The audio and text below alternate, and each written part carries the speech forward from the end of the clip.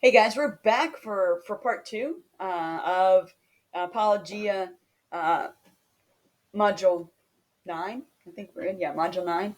And this next section, we're going to still talk about classification a little bit and give you a little brief introduction to the Monierans, to the bacteria, and then we'll get into the bacteria and then later into the viruses. So again, our word is highlighted there, so that's antibiotics. And so when we look at Linnaeus's groupings, the big groupings for Linnaeus's time, it either was a plant or it was an animal. Okay, which means everything that was green was a plant, everything that wasn't green and moved was an animal. So then, what do you do with fungi? What do you do with the critters that Linnaeus saw? Just a whole bunch of things that just don't fit. And so we came up with plantae, animalia, and protista. Um, but then we saw some other critters in there, and so then we get plants and animals and protistas and monierans, which are the bacteria we could see with electron microscope. But then we get like, hey, so what about these things that don't have chlorophyll?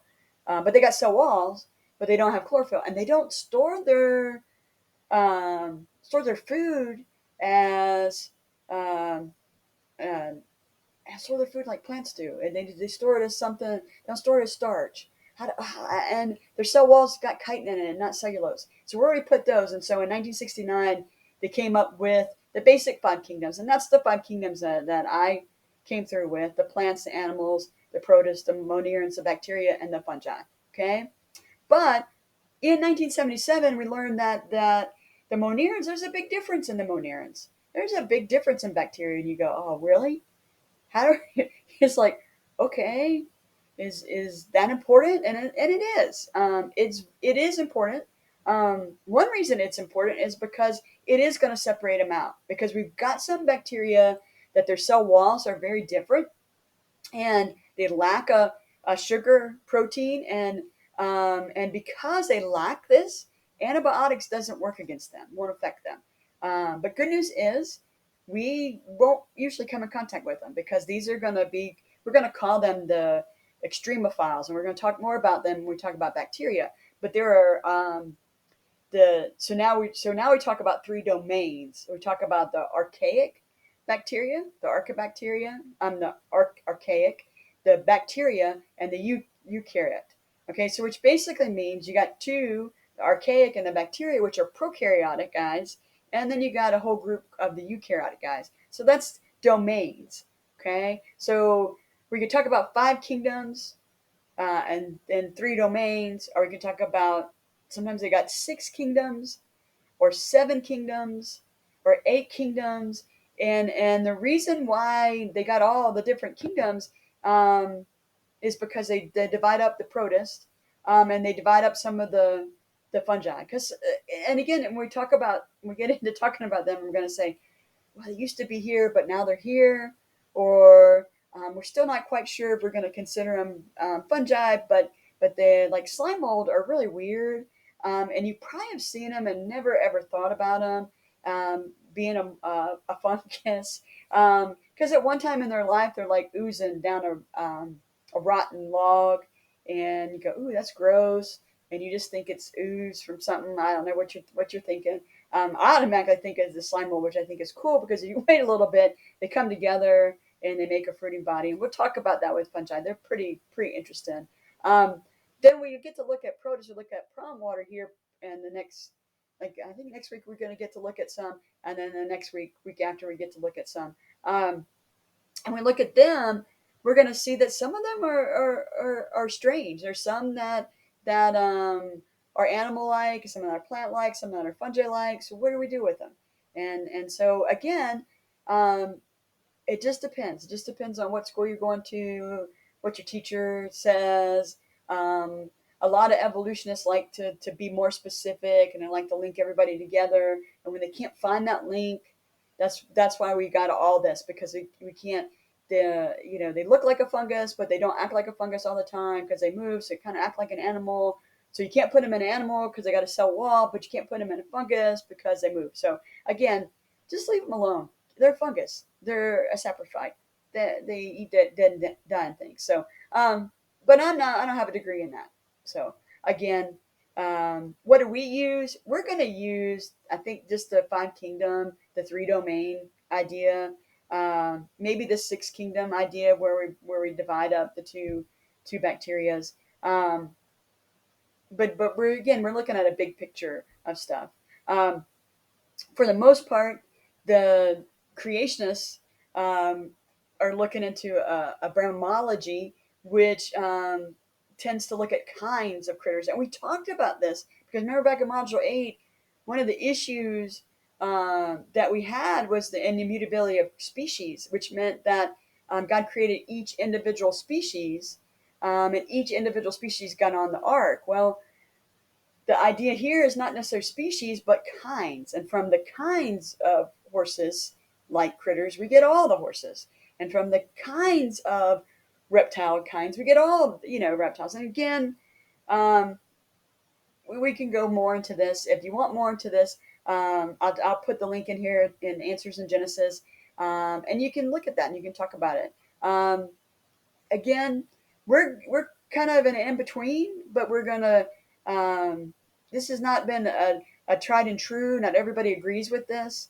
Not everybody agrees that the kinds like and we've just kind of talked about dogs. The dog family can interbreed. Wolves can interbreed with dogs. You can get a wolf dog, a domestic dog. You can, in fact, in the cat family, my cousins had a cat that bred with a bobcat, and they had these kind of bobcat domestic cat hybrids, which are really interesting. Both of those are interesting. So anyway, something to think about, something that as we learn more, I think the more we really realize that we really don't know some things, and so we're going to put them in this group. Hopefully they'll stay, but like we know about life, life doesn't stay there. It tends to move, tends to get out. So, so we talked about the kingdoms. We talked about that. So look at the three domains. And again, here, this is kind of the classification idea of the domains where you got life, the domain, the kingdom, the phylum, the class, the order, family, genus, species. Sometimes you'll see tribes in here. Sometimes you'll see a subspecies. Again, it just depends on who we're talking to. The archaic guys are the extreme bacteria that live in these extreme environments. We'll talk more about them, but you can check them out at Extremophiles 101. I think it'll load here for you to see. It's taken forever. Here you go. But they live in the extreme environments: the extreme hot, the extreme cold.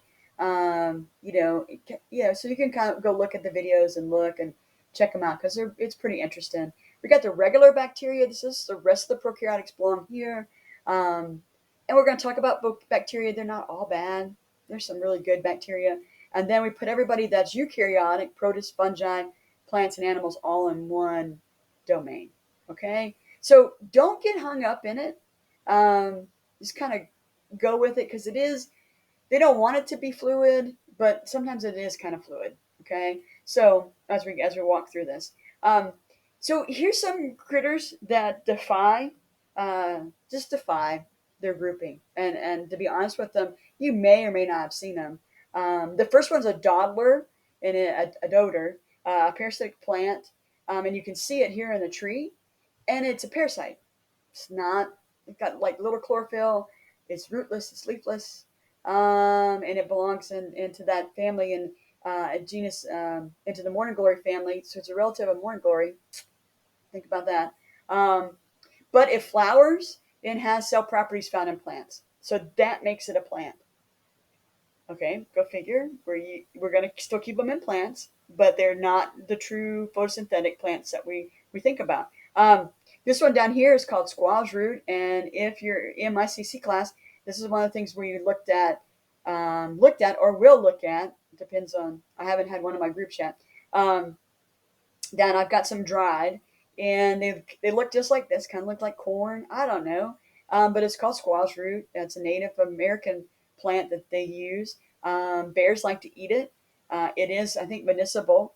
But again, it's not green. So you wouldn't even think it's a plant. But because it is got cellulose as a cell wall, they store their energy in starch form and different other things about plants, they are in the plant group. This is Indian pipe, another Native American plant that again is obviously not green. Both of these are saprophytic, which means they live on dead, dying things. But because they have other plant characteristics, they belong in the plant family. So here are some other non-chlorophylled plants. And you probably, like I said, you probably have seen some of them, and you just really didn't realize what you were looking at. And they call them heterotrophic plants. And again, pretty neat. Or plants. Kind of see the little flower coming on there that makes it a plant. Um, this is really cool. And again, I've seen the squash root. I've collected squash root. I've seen this one, which we tend to see this part of them, and then this one down here, called Pipswilla or something like that. Anyway, the pine sap one. So I've seen them, and you look at them, and you go, oh man, they don't look like plants, but again, they are plants because they are have other characteristics of plants, and you can see the fun fact there. The microtropic wildflowers are sometimes called fungus-like plants, okay, because they have two characteristics exhibit fungi, so tainted water, and so again, you can look at that and kind of look at that. And again, we sometimes have trouble. There's some things that kind of defy classification. My group, we often talk about, looking at the deck-bill platypus. God just put this critter together and said, I'll make everybody think about this one. And again, I think these are things like, oh, we know what plants are, and then God's created these plants and go, maybe we don't know what we thought. And so again, these are some that kind of defy being a plant group, but they are in a plant group because they do have plant characteristics. So, would you put them in another kingdom? I wouldn't. Just leave them alone. They got plant characteristics. They're plants. So you can see the characteristics of all living things. You can see that the two bacteria. Whoops. Let's go back. The two bacteria groups, both are unicellular. Both can be autotrophic or heterotrophic. You can see the different groups. We're going to look more at the different groups when we get into the bacteria groups. The protist groups, we're going to talk more about them, but you can see they have cell walls. Sometimes they act like a plant, sometimes they don't. You can see the fungi, they have cell walls. You can see their mode. The protist, like I said, protists, sometimes they act like a plant, sometimes they don't. So, and we'll get into more as we talk about each one of the kingdoms. Here's a little bit better graphic for us. I like pictures. So whenever you put pictures in, I like that. So, and you can see that there. So on your own questions, so kind of like just run through, and this is like a little short video of this section, because I think I just want to do sections and see how it goes, and then you guys, I'll get some feedback from my students to see how we want to do it in the future. So an organism made up of one eukaryotic cell, to what domain does it belong, and to what kingdom? So made up of one eukaryotic cell. So let's go back. So we got one cell critters here, but one eukaryotic cell, right? So we got to go here because here are the eukaryotes. So it's got to be a protist, okay? And just because it's got multicellular doesn't necessarily mean that it's not in that group, okay? Because it does have some unicellular critters, okay? All right, so let's go back and take a look at the next question. It says an organism is multicellular and autotrophic. To what domain does it belong to? And to what kingdom does it belong to? Okay, so we're going to go back. So if it is photosynthetic, right? So we got to look at, so these guys are autotrophs or heterotrophs. We got an autotroph there. We got autotrophs here. Multicellular, okay, so we got that. So what was the other question? Autotrophic, multicellular. So we know it belongs to the domain eukaryotic, okay, eukaryote, the true kernels, because it's not in this grouping because those are all unicellular. Multicellular groups are this way, so we know they're going to be in that group. We're going to look at two if they are autotrophic, which means So these guys are an autotroph, but these guys could be an autotroph, but they could be multicellular. So they definitely belong in this domain. Whether or not they belong as a protist or whether or not they belong as a plant, we would need some more clarification. Okay? And the clarification would come in with the plants. Do they have flowers and spores and those kind of things? Or are they terrestrial versus only aquatic? So there's got to be more classification here. We got to know some more things about it. Okay, an organism is multicellular with eukaryotic cells, and it is a decomposer.